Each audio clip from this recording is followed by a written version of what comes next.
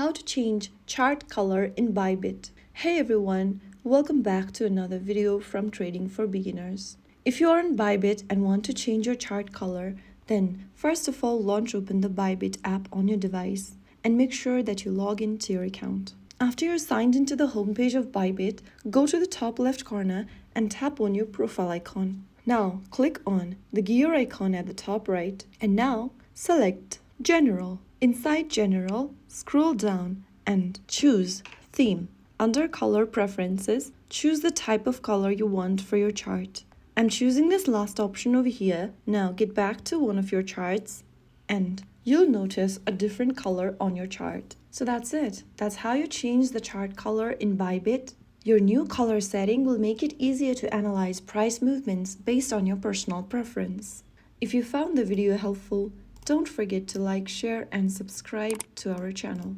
I will be back again in the next video. Thank you for watching.